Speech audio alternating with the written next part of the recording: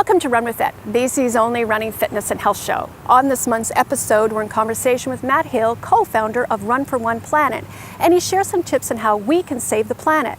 Plus, we report on the BMO Vancouver Marathon. And coming up later in the show, you have a chance to win a copy of Just Call Me Jock, the history and legacy of Boston's Mr. Marathon. But first, let's go to our segment on cancer and exercise.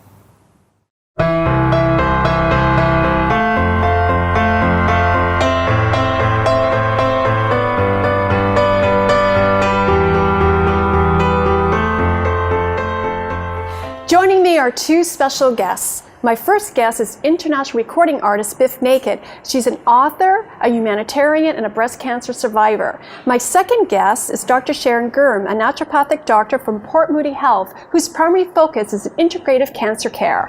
And today we're going to talk about how cancer and exercise prevent and improve treatment of cancer. Welcome to the show. Thank you. I should say outcomes in cancer. So welcome to the show, ladies. And Biff, let's start with you. And I want to thank you very much for sharing your story today. And you were diagnosed with breast cancer, from understanding, in 2007. That's right. And I didn't start my treatment until 2008. There's a lot that has to happen when you get diagnosed, from hopefully when you find a lump to D-Day, when you start your chemo or have your surgery or whatever your prescription is going to be. And it was really interesting. I think that the emotional journey was probably the most intense initially upon diagnosis. And then that kind of morphs. It doesn't even evolve. It morphs into this weird state of purgatory, I think, for a patient. So, the more they can get fresh air, walk with your husband, walk with your children, go for a walk, talk about it. I knew one lady who sat in the bathtub every night with her husband. It's not dirty. They sat in the bathtub every night at the end of the day, and they would talk about their experiences in the day, or how they feel about her upcoming surgery. There's so many different ways that we can make our experience a little less horrible and a little more almost nurturing, for a patient. And that goes for women or men. And Dr. Gurm, tell us about how exercise can help with cancer. Sure. So, Christine, there are a lot of really well-controlled, randomized trials. So we actually have a lot of evidence for the benefit of exercise in reducing some of the side effects of some of the common cancer treatments, especially with breast cancer, also with prostate cancer, also with lung cancer. And the exercise component has also been shown to help reduce the risk of recurrence. It's also been demonstrated to help reduce the risk of death specifically from the cancer itself or from other causes. So there really is a lot of benefit to engaging in an exercise program. And I think overall, probably most people who undergo some of the cancer treatments underestimate the benefit that the exercise can have. Right. And I understand, Biff, you went for a clinical trial at UBC. You were the first woman who signed up to engage in exercise. Well, and what we were talking about earlier, when a person is a fit and active person, which is pretty common in Vancouver, really, the West Coast, our lifestyles are, we're always encouraged to go skiing or hiking or get outside. That's why I think that we are not opposed to that idea. A newly diagnosed patient is probably, if they're not already undertaking exercise, they're probably very hesitant because you really don't know what to expect. Everyone fears the worst, and our imaginations really take hold of what we think cancer treatment will look like for us. The clinical trial that I was in was a national trial. There were 100 women in total in the Vancouver trial, and then each city had their own group of women. And it was amazing. I can sit here and tell you it should be standard of care, really, for this to be recommended to patients in any way, anything you can do. But it was yoga, really, that helped my mobility. Pilates is very good for mobility, and this is specific to breast cancers and, this whole area, this very fancy area here, just range of motion and different issues that that women can have from radiation or from surgery. You know, yeah. And I thought that it not only saved my life, it probably saved my sanity. Really, was being in a room with all these other patients. We all laughed our heads off every time we were together, even though we were going through a tremendous experience. We were all bald and with sores in our mouth. We felt terrible. But we laughed and laughed about the things that we wanted to eat, which was like sweets, and we laughed about things that were silly, like gaining weight, or the cashier at the grocery store not knowing how to ask us for change, you know, for the groceries, because she was too embarrassed to talk to us because we were bald, and we would laugh, and you know, it became very normalized, and it was emotionally supportive. It gave us a sense of fellowship, sisterhood, if you will. It was really nice to have that sense of belonging. It made it easier. Right. And then with exercise, I mean, it's, would you recommend someone who diagnosed with cancer, but they want to follow an exercise program? Would it be best how would you tell them, like run every day? How does that work? So certainly in my practice, I start with making sure that patients are, to begin with, healthy enough to embark on an exercise program.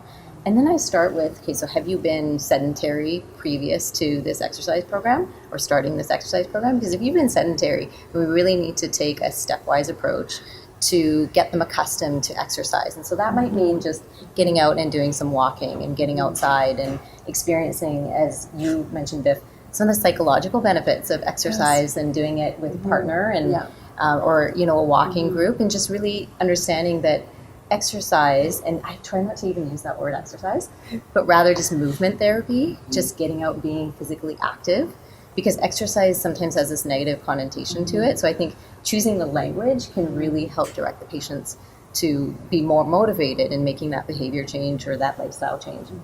Viv, would you like to share your experience? You know, like you are a vegan and exercising helped.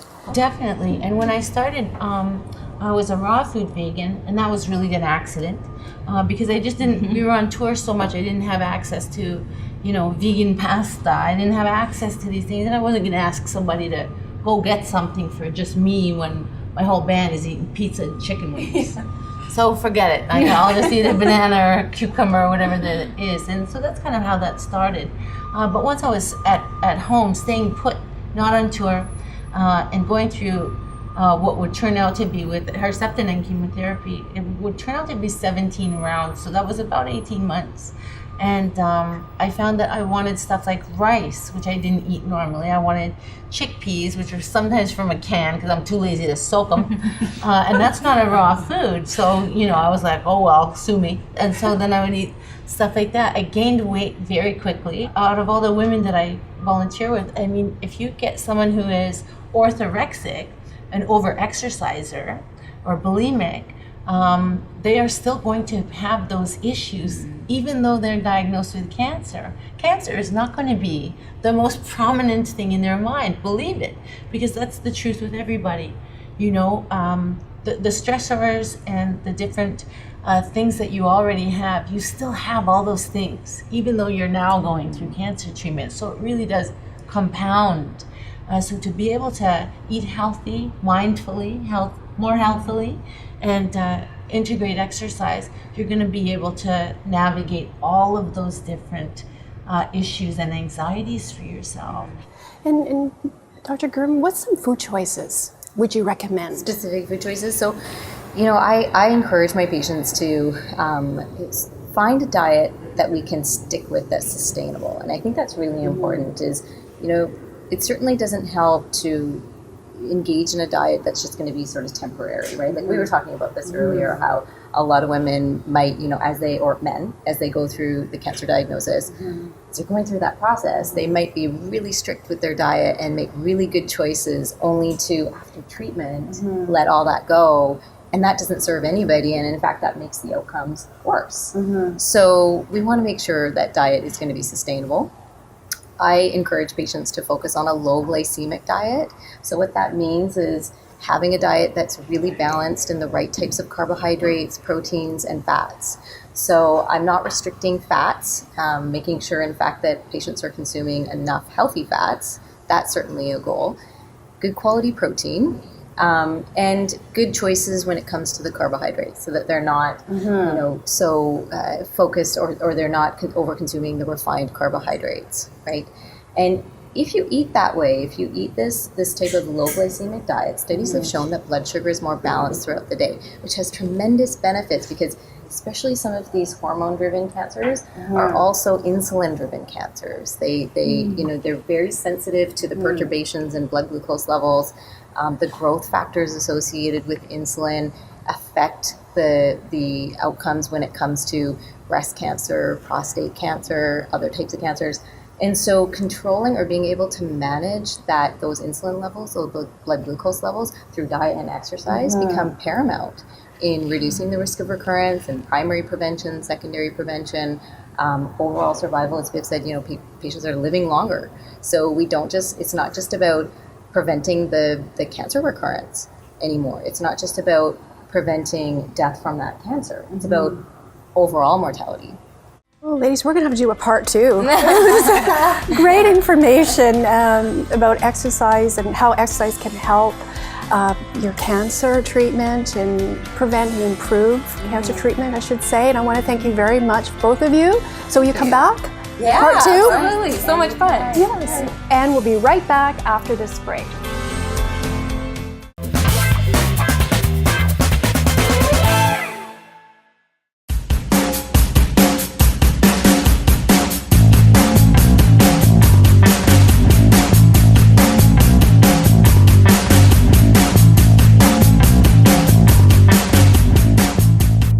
I'm pleased to have as my guest today, Matt Hill. He's an 8-time Ironman competitor. He's a Run for One Planet ambassador, and he loves running. And he's here today to talk about his sport, his Run for One Planet work, and his voiceover work. So welcome to the show, Matt. Nice to be here, Christine. Thanks for having me. How did you come up with the idea for Run for One Planet? Run for One Planet in itself, which was, the 11,000 mile run across Canada and around the perimeter of America, all with the purpose to inspire environmental action. So we took the symbolism of one step at a time, then put that into us, myself and my tour partner and friend, Stephanie Tate, to run a marathon each a day, as long as it took us to get around North America, right? And so then that coupled with one action at a time, so that we created these 10 steps that kids and big kids alike could take on and choose one action for really what turned out to be the health of themselves and then the health of the planet. And so for 369 days between May 4th, 2008 and May 8th, 2009, we covered 11,000 miles and 22 million odd steps and destroyed 30 pairs of running shoes and talked to almost 50,000 kids in 220 school presentations. It's it truly was pardon the pun, but it was a big feat that we always knew we would make it somehow. Little did I know it was going to be this unbelievable experience that we'd end up being granted our own day at the end of the whole thing, right? So 2018 will be officially a decade after Run for One Planet, which blows my mind. It's like this, Literally, the mayor of Vancouver, Gregory Robertson, to phone our tour manager, literally as we were about to start coming over the bridge on that last day, and announce on the radio that it was now, proclaimed as official Run for One Planet Day in the city of Vancouver was like, it was like, like tears of pride and just, really it was in recognition, I believe, of the thousands of people that all said yes to helping us move the dream forward. What steps can people take to help save the planet?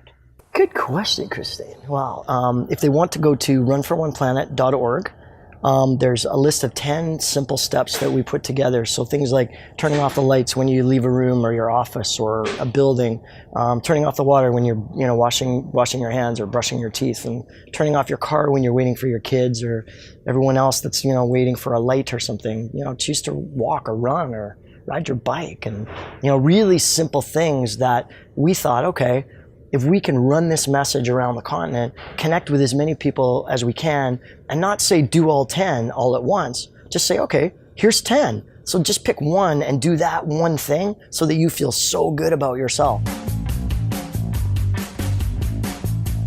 Well, the beautiful thing about doing, for me, voiceover, is that the cartoons that I've been asked to lend my voice to, some of them have turned out to be pretty darn popular, which I feel like, again, like I'm so grateful for what I get to do. And between shows, there's often a lot of days off between, right? Or in acting, it's like completely dead, nothing's happening, and then everything happens, and you're so busy that you can hardly even keep up. We received an incredible honor from our Governor General of Canada. Oh, congratulations. Well, thank you. Yes. Yeah, it was, and they phoned one day as I was heading out for an animation convention, and they said that the tour and all the impact that we had on Canada and America's kids, they gave us the Meritorious Service Medal for like what they said, impacting Canada and elevating our country and helping people. Wonderful. It came out of nowhere for a job that we know we did the very best that we could do while we were doing it. So it wasn't, we never went out, we never said we were going to run around North America because we thought, oh my God, we're going to get an award at the end. You know what I mean? We went out there because we passionately believed that by us showing every day we were going to do to the best of our abilities what it is that we said we would do, right? Which was to inspire environmental action and inspire people to know that they can believe in themselves and their power to choose to help, right? That's where I believe it took 7 years for this, to come around and, be recognized in that way. I believe with all my heart that you just go one step at a time and you just really kind of honor your own journey, right? And if it's not fun, then don't do it, right? It's, even if you're competing to go to the Olympics, every Olympian that I've been blessed to talk with, they say the same thing because they always have to re-inspire themselves, right? So from 8 to 8, I'm going to start just over there at Terry Fox Plaza.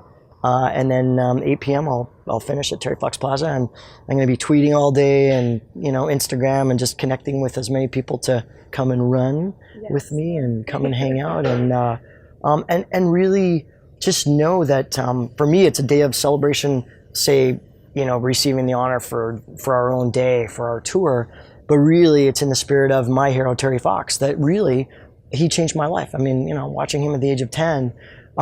Really did set me on that course to run in service of something larger than just me. Thank you, Nat, for coming on the show today. Thanks, Christine. And I'd love for you to come back. Love to be back. I would be honored to be back, yeah. And we'll see you at the BMO Vancouver Marathon, right? Yep.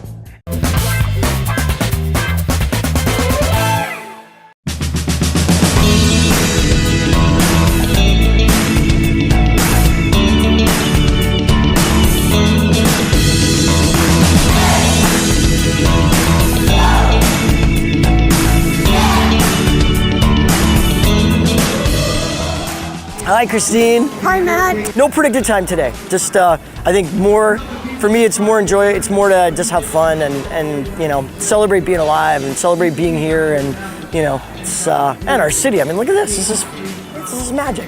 It's getting out, enjoying everybody, enjoying the day, putting one foot in front of the other, and I always love to start, and I can't wait to finish. Have a great time out there.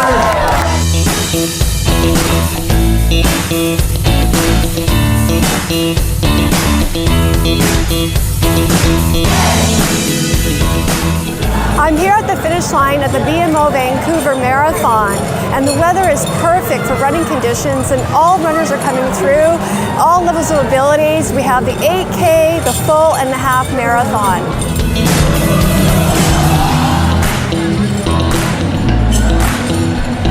On the grand pondos amongst other events as we get ready to welcome Lee Blindley. BMO Vancouver Marathon.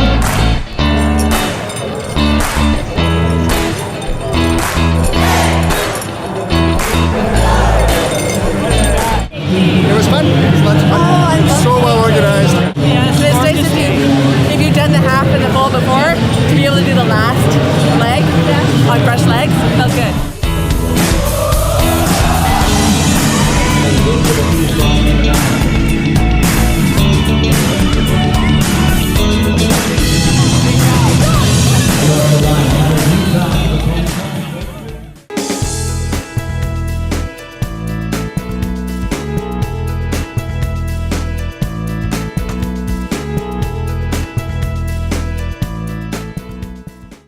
Joining me today is Canadian country singer and songwriter Rod Black. Rod is here today to talk about his music and how he follows a healthy lifestyle.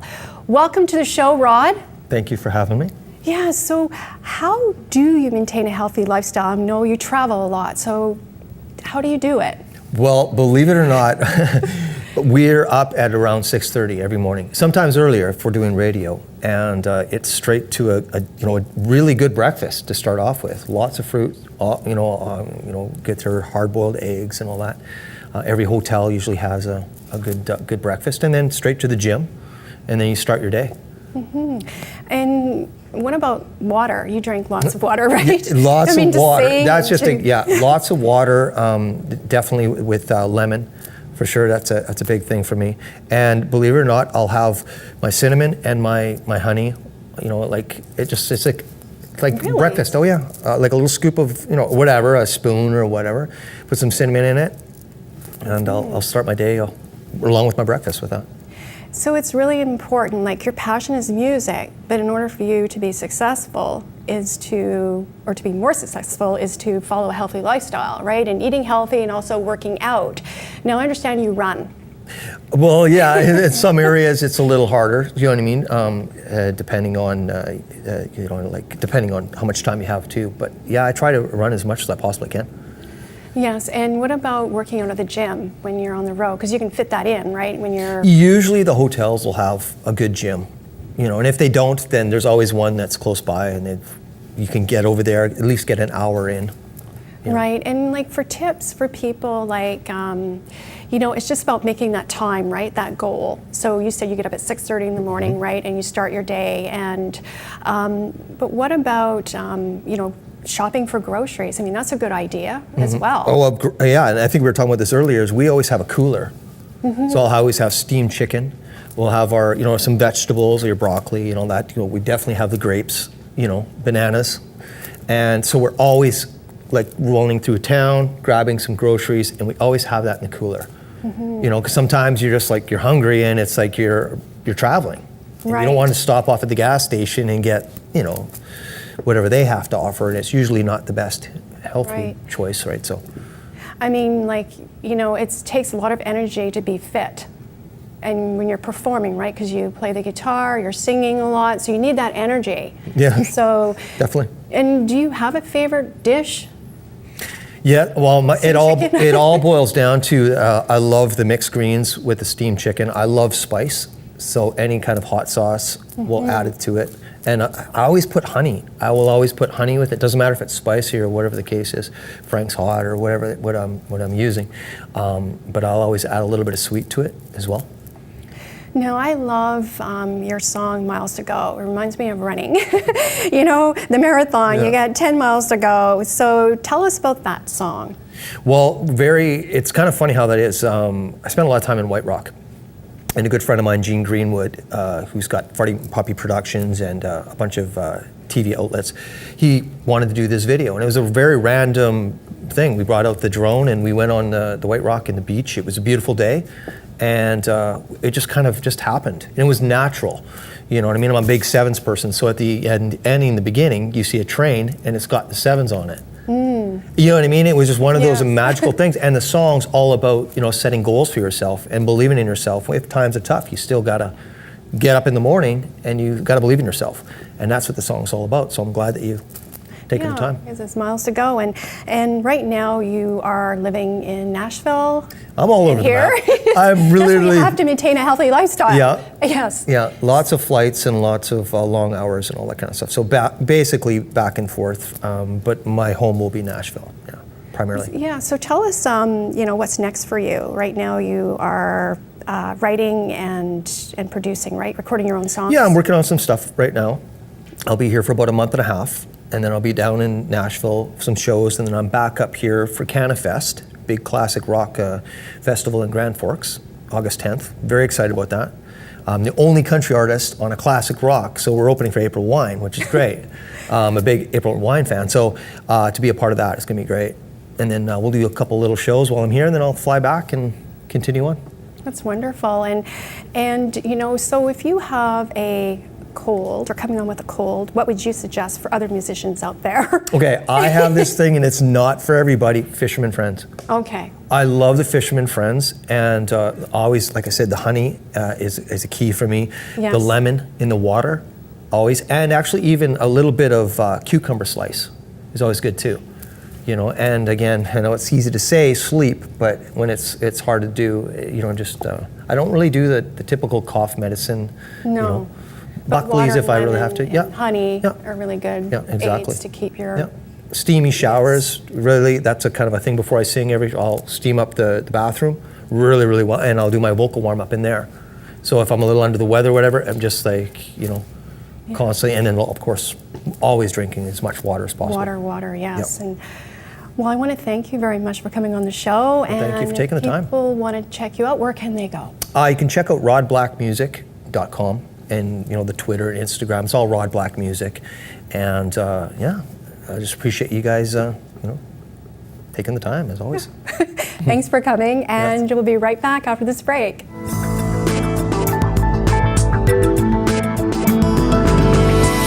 And now it's time for our contest for your chance to win a copy of Just Call Me Jock, the history and legacy of Boston's Mr. Marathon. The question is, was Jock Semple a runner? And if so, which marathon did he run? To enter, simply go to our website on the screen. And good luck.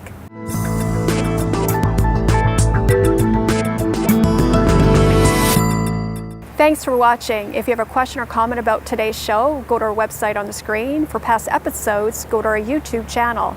Until next time, run with it. Run With It is sponsored by Be Well TV, Central Brewing, Get Out There Magazine, Hype Hair, Merit Media Group, Port Moody Health, Skechers Performance Canada, and West Coast Wellness and Skin Health Center.